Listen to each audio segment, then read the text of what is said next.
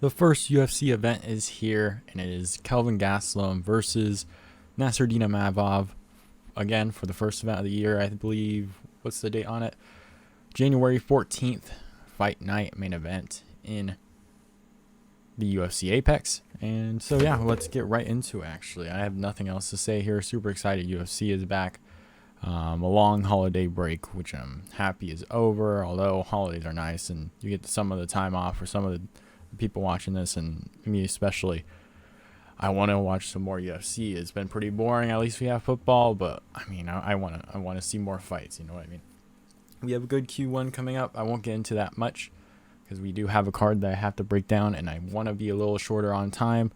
In general, try to zoom through some of these lower prelim fights so I can get to the ones that are very important here. But again, let's get right into the breakdown. We have Priscila Cachoeira versus Sijara Eubanks. I think I'm saying that right. Cachoeira 12-4, 34 years of age, 65 inches of reach. Eubanks 7-7, 37 years of age and 67 inches of reach. So your Eubanks is a pretty I guess she does have a 3 year age advantage, if you want to say that. I guess it's not really an advantage. It's more of a disadvantage when you get older, at least, especially when you're 37, almost 38 years old. I am going to go with Priscila Cachoeira here. She does have a good team behind her. If I don't move the damn screen here. She does have a very good team behind her at MMA Masters. She is getting a lot better. She KO'd Ariana Lipski, completely rushed her, completely caught her there. She is 34 years of age, so you're kind of worried about the age there, but I think, especially in this matchup, I don't think it's going to be that big of an issue. So I'm going to go for Priscila Cachoeira, maybe finishing Eubanks inside the distance here. I'm not sure exactly what round, but I think she can catch her. Eubanks is just a little older, 7-7. Lost to Melissa Gatto in her last fight. And her last fight was a year ago. So I'm going to go Priscila Cachoeira by finish inside the distance. Up the card, we have Jimmy Flick versus Charles Johnson. Jimmy Flick, 16-5, 32 years of age, 78.5 inches of reach. Johnson, 12-3, 32 years of age and 70 inches of reach. Jimmy Flick will have a half-inch reach advantage here. They're both same age also. Johnson, been pretty active recently. Fought Carlos Mata before coming into the UFC. Fought Nurmagomedov. Had a very impressive performance there. And got away with a decision against Douglas Zumagulov. Jimmy Flick, 2 years off since his last fight against Cody Durden, which he did have a really nice triangle choke. He was basically like a standing triangle. Not standing triangle, but a standing... I don't even know how to describe it, but they're both up. He basically just grabbed Durden by the arm and put him in a triangle immediately. Very impressive submission, and then he's just been gone for 2 years. So I'm not sure what he's going to look like when he comes back, but what we do know, Charles Johnson at Tiger Muay Thai, very impressive, Muay Thai gym. A lot of the top guys go there to improve themselves. Johnson, although did get a very favorable decision in his last fight against Douglas Zumagulov, he's still a pretty solid fighter, at least for what we know. He did really well against Muhammad Mokaev, which is supposed to be the new young guy, even though he is looking a little iffy at this point. Not iffy, but the hype is not as strong as it was. Still a good fighter, or still a good prospect at least. Douglas Zumagulov is a good fighter to be going competitively with. You can't really argue Charles Johnson wins this fight, but he was in the fight for sure. Jimmy Flick hasn't fought in 2 years, so I just don't trust him. I can see Johnson not worrying about the takedowns here and winning this fight probably by decision. So I'm going to go with Charles Johnson in this one.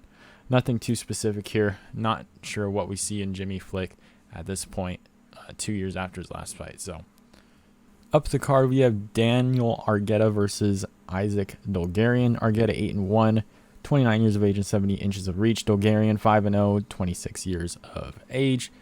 For this one, I am going to go with Daniel Argueta, sorry. I just think that for Isaac Dulgarian, does train, I guess was or is now not. I don't know what gym he's at right now, but Isaac Dulgarian, a part of Glory MMA and Fitness, James Krause's gym, can no longer train there. He is making his UFC debut here too, so it's going to be extra tough on him. It's going to be a lot harder for him to train. He doesn't have that coaching that he may need in this fight, especially against a guy like Daniel Argueta, who has a good team behind him also. Cub Swanson, and then I think TJ Dillashaw also mentioned that he helped TJ with the fight for Aljo. So he's around a lot of guys with some really good experience in the UFC or in MMA. So I'm going to go with Daniel Argueta in this one.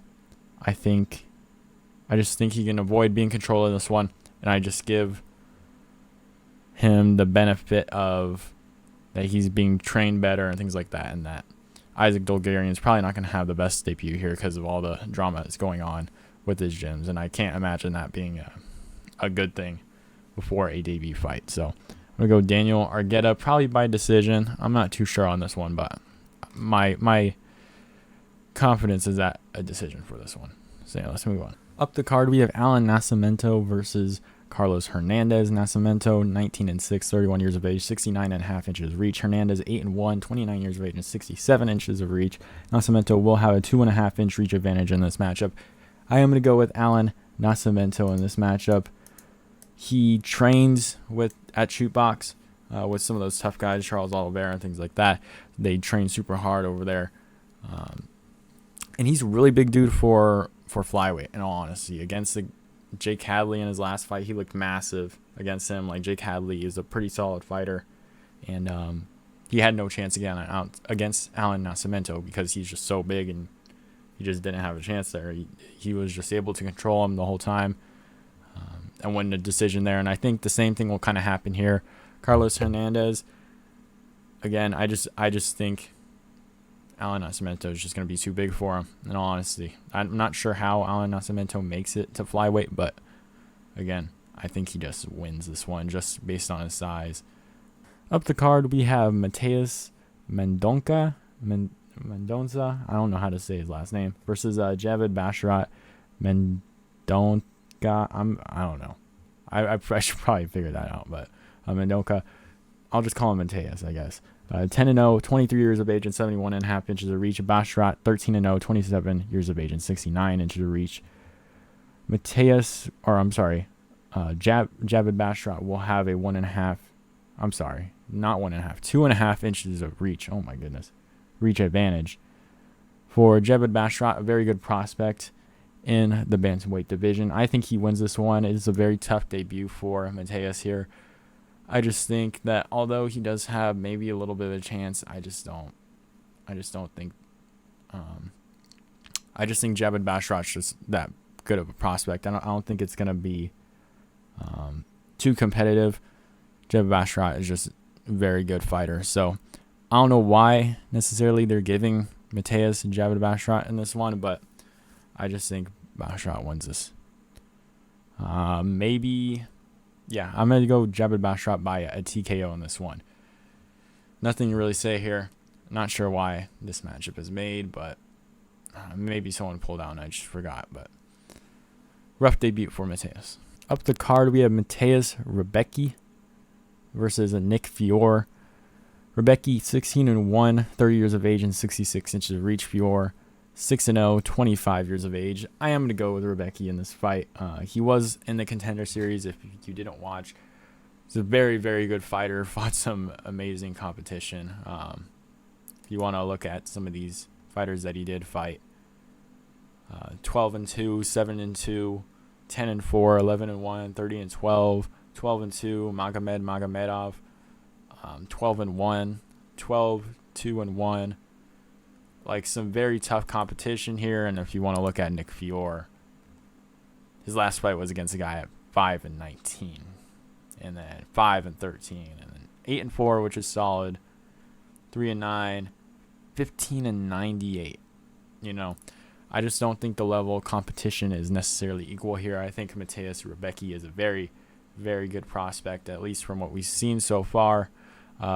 Beat Rodrigo Lidio in the Contender Series. I think I'm just going to go with Mateus Rebecki here. I don't know. This is just a very rough debut for Nick Fiore. I'm not sure why this matchup is made, but maybe they just want to have him out in front of, or an easier matchup for his first really debut, because some people get the jitters on their debut, even though it's in the Apex. maybe this is a good way to show him off to the crowd or something. I don't know. But I'm going to go Mateusz Rebecki. Should be able to handle Nick Fiore in this fight without a doubt. Up the card, we have Abdul, Razak, Alhassan versus Claudio Ribeiro. Alhassan, 11-5, 37 years of age and 73 inches of reach. Ribeiro, 10-2, 30 years of age and 77 inches of reach. I think I am going to go with Ribeiro in this one. I think I've seen a couple people take Alhassan. I'm going to go Ribeiro. I think he is the younger fighter by, 7 years. Has a bigger reach advantage, and I think he's just a pretty... Even though his Contender Series fight was, not much... I don't know why I'm wording it like this, but it didn't go too long. So he finishes the guy who's fighting pretty easily and pretty fast. So even though we have that kind of tape on him for the Contender Series, at least some of his fights are kind of hard to find a little bit. I just think he's a little bit more explosive for Abdul Razak. Alhassan, even though Alhassan has actually fought some really solid competition, really good competition actually. Chaos Williams, he lost to Jacob Malkoon, Alicio Di Chirico, which is a solid win, and then a split decision loss to Joaquin Buckley. So he's not bad. He's a good fighter. Joaquin Buckley's a pretty solid fighter. Same with Chaos Williams.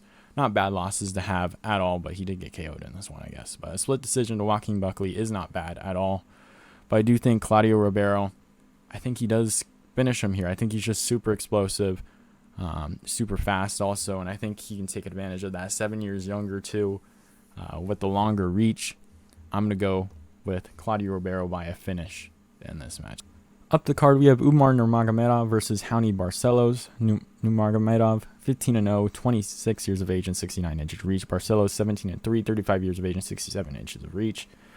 Nurmagomedov will have a 2-inch reach advantage in this fight. Will actually be quite younger than Raoni Barcelos, but Raoni Barcelos is a pretty solid fighter in all honesty. He's very skilled. His last fight he won against Trevin Jones, looked pretty good there. Lost to Victor Henry, which is a rougher fight to lose in. Lost to Timur Valiev, beat Khalid Taha and Saeed Nurmagomedov, which is a pretty good win also there. Umar Nurmagomedov coming off of a fight against Nate Maness, Brian Kelleher, Sergey Morozov. But yeah, I'm going to go Umar Nurmagomedov here. I think, Umar Nurmagomedov minus 500. I think that's a little much, but should be a bigger test for Umar in this one. A much higher skill and competition here, especially after the Nate Maness fight, where Nate Maness didn't even look like he put up much of competition in all honesty. I am going to go with Umar Nurmagomedov, maybe finding a finish in this one, but I actually think it could be a decision. Maybe more of a 30-27, or maybe riding like a 29-28. Maybe a one competitive round for Raoni Barcelos that a judge could flip on, maybe. But I'm going to go with Umar Nurmagomedov to go to a decision. I think he does control him. Yeah. And I think he does probably outstrike him a little bit on the feet, mixing in the takedowns and the stand-up. So I'm going to go with Umar Nurmagomedov by a decision. Up the card, we have Kelvin Vieira versus Raquel Pennington. Kelvin Vieira, 13-2, 31 years of age, 68 inches of reach. Oh my goodness. Pennington, 14-8, 34 years of age, 67.5 inches of reach. Vieira will have a half-inch reach advantage in this matchup. I am going to go with Kelvin Vieira. Pennington does have some actually pretty good wins on her record. Has been on a 4-fight win streak. Let's look at this real quick. She kind of, sorry for the bottom here, beat Macy Chasson, Aspen Ladd, which Macy Chasson's a solid win. Aspen Ladd is no longer in the company, but lost to Holly Holm, beat Irene Aldana, which is a pretty good win to actually have. Lost to Amanda Nunes, beat Misha Tate, which is a solid win. Jessica Andrade, which is a solid win also. But yeah, does have some very, very solid wins on her record. Pretty, actually good wins on her record. But Kelvin Vieira, it does seem like she is ready for that spot. I think she is now hitting her prime. Looking very good in her fights. Looked very good in her last fight, especially against Holly Holm. People thought she lost that. I don't think she did. You can't just hold someone against the cage and expect to win that way. You have to actually do something there. Kelvin Vieira did a lot more damage in that matchup. So I think she is just ready for the next step. In all honesty, I think she's ready for the top dogs in that division. And yeah, I think this is the fight that she needs to get the next title shot. So I'm going to go Kelten Vieira by decision in this one, beating Raquel Pennington. Up the card, we have Punahele Soriano versus Roman Kopylov. Soriano 9-2, 30 years of age and 72.5 inches of reach. Kopylov 9-2, 31 years of age and 75 inches of reach. Soriano will be at a 2.5 inch disadvantage in reach. I am going to go with Punahele Soriano here. It is going to be a very close matchup, I reckon. I think Punahele Soriano's going to start figuring it out. He did beat Dalcha Lugambula, which is a solid win in general. Like, Dalcha is a pretty explosive guy, and he was able to I think he did get hurt once in that fight, but he was able to avoid some of those bigger shots in that matchup and finish Dalcha in the second round, piece him apart pretty well, KO'd him actually. Roman Kopylov KO'd Alessio Di Chirico in his last fight also. I am going to go with Punahele here. I think he looks a lot better. He looks a lot more comfortable in there. I think we're seeing a newer version of Punahele Soriano, 30 years of age, starting to enter that age where you start to develop and learn a little bit more. I'm just going to go Punahele Soriano. I think he also has a pretty good team around him. Roman Kopylov does start out a little slower, so that's what I am a little worried about. Punahele Soriano could catch Roman Kopylov in this matchup. So I am going to say if Soriano doesn't get the finish in the first round, I think we'll see a win for Punahele Soriano in the first round. If not, second round will be super competitive. I think Punahele will probably drop Kopylov in that first round, but I think second round is competitive, and then maybe a Kopylov third round win. So I think we'll either see a Punahele Soriano early finish or a 29-28, maybe split decision at the end of this fight. So I'm going to go Punahele Soriano for the win. Up the card, we have Dan Ige versus Damon Jackson. Ige, 15-6, 31 years of age, 71 inches of reach. Jackson, 22-4-1, 34 years of age and 71 inches of reach. We'll have the same reach and are similar age, kind of. Damon Jackson is a little bit older. But for this one, I think I might lean a little bit more Dan Ige in this. I think Ige can get it done here. I thought he had a very unfortunate loss to Josh Emmett, where I thought it could have gone Dan Ige's way. Movsar Evliev, Movsar Evliev, I think is a very good fighter, and that's just Movsar in general, so you can't hold that too much against him when evaluating him, especially in this matchup. Movsar is just a very good fighter. Damon Jackson, his last fight against Pat Sabatini, very good win over Sabatini, but I felt like hopefully this doesn't come out bad. But when I picked Sabatini, I was like, okay, I think Sabatini's going to win this. When the fight happened, I guess someone passed in Damon Jackson's family. I was like, all right, so there's no way this dude's losing at all. Sabatini was the first guy to lose. A part of that Philly team with like Sean Brady and all those guys, Joe Pyfer and all them. The first guy to lose in the UFC. So yeah, I thought emotional, like I won't push that, like I won't take too much away from that, because I know Damon Jackson was like full of emotions and all that. It felt like I thought he was just gonna win anyways after hearing that. But Damon Jackson TKO over Pat Sabatini is very impressive. Not to take that away from him or anything like that. Daniel Argueta, solid win. Okay. Charles Rosa, solid win also. Ilya Topuria got steamrolled in that one. But I do think Dan Ige can win this. I think if you can beat a guy like Josh Emmett, I think you can take a guy like Damon Jackson. In all honesty, I think, I think Dan Ige can avoid some of those big controlling moments that Damon Jackson held against a guy like Daniel Argueta, and Dan Ige can put it on Damon Jackson in this one. So I'm going to go Dan Ige by a decision. I think maybe a Chris 30-27, 29-28. If Damon Jackson does win this one, I will turn my head a little bit. I will be probably looking at him a little bit more closely now. If he does get the win, because a Dan Ige win would be a pretty solid win in general.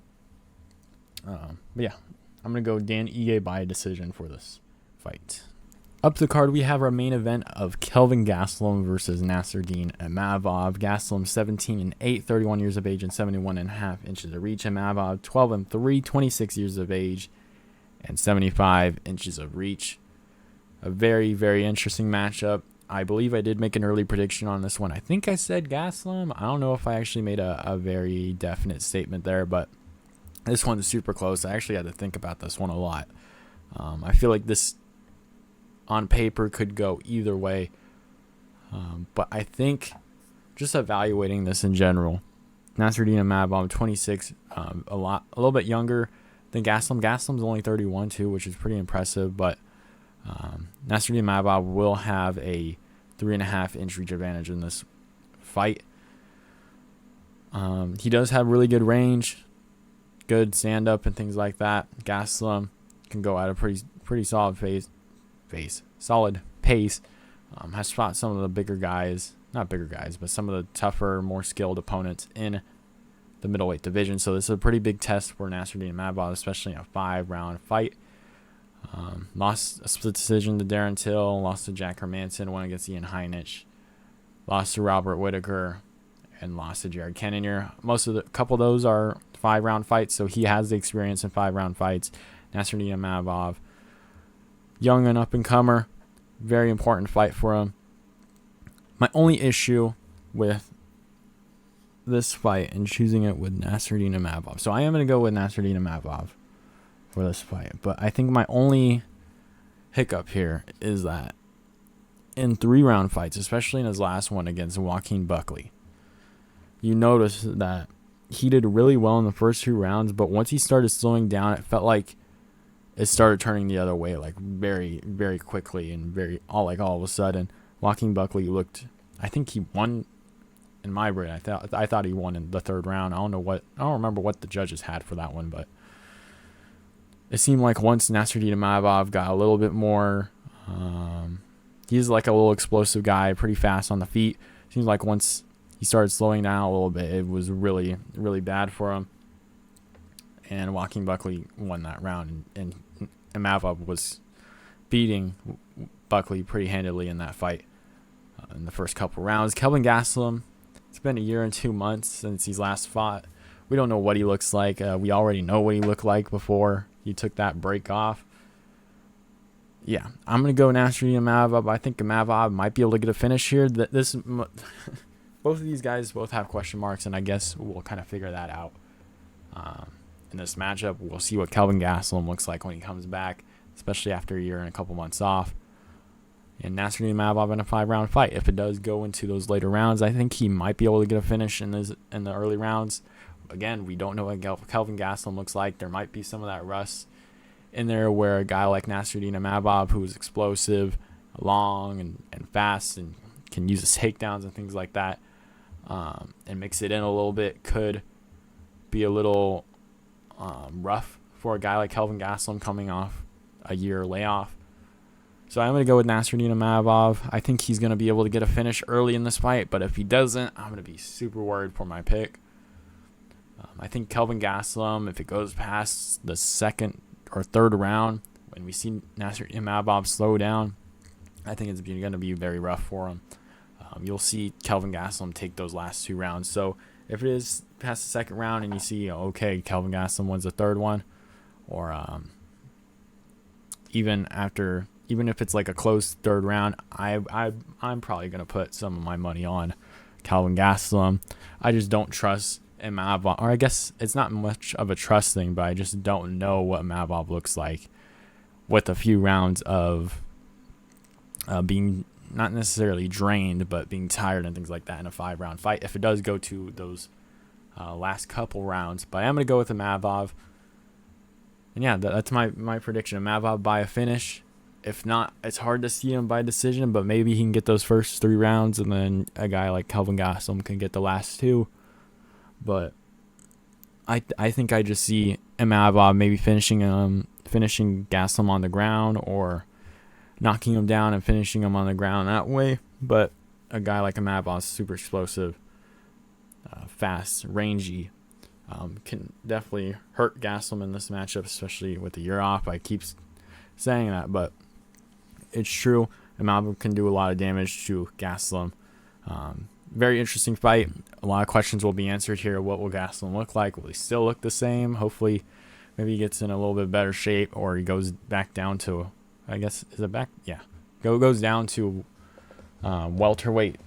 If he does, like he really should. I don't know why he doesn't, but Nassourdine Imavov by finish is the only real way I see him winning this. Maybe he does have some really good cardio or better conditioning than those 3-round fights that he's been doing. But or he goes at a different pace. But yeah, I'm going to go Nassourdine Imavov in this one. I hope you guys enjoy the video. Right here you can see that there is I guess you can't really see my cursor. I have a group that you can join. I'm putting the Tapology link down below. You can make your picks. All my picks will be finished before this video gets posted. We can do a little discussion board and things like that, but you can also track all your picks that you have. Also, it shows you a record, so you can see how you are picking your fights. It'll show me my record. Also, I guess I can kind of run through this a little bit. Community picks. You can see Rock53 already made his picks for this upcoming event, Imavov versus Gastelum.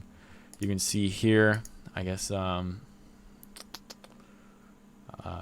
me see. Actually don't know where I can, my picks, there we go. You can see, for some reason, I just love picking a correct. I am going to try and improve that there, but 65.75% correct is actually pretty solid. In general, at least I 65% is pretty solid for picks on all picks in general, but I'm going to try and get a little bit better for this year. But yeah, you can join this. It'll show you all the picks that you get right and wrong. You get, like, I guess, a little belt that you can figure out. I don't know, but a lot of discussion things. I can start making discussion tabs in here if you guys want to discuss on here. But yeah, if you enjoyed the video, make sure you comment or whatever, and I'll see you guys next time.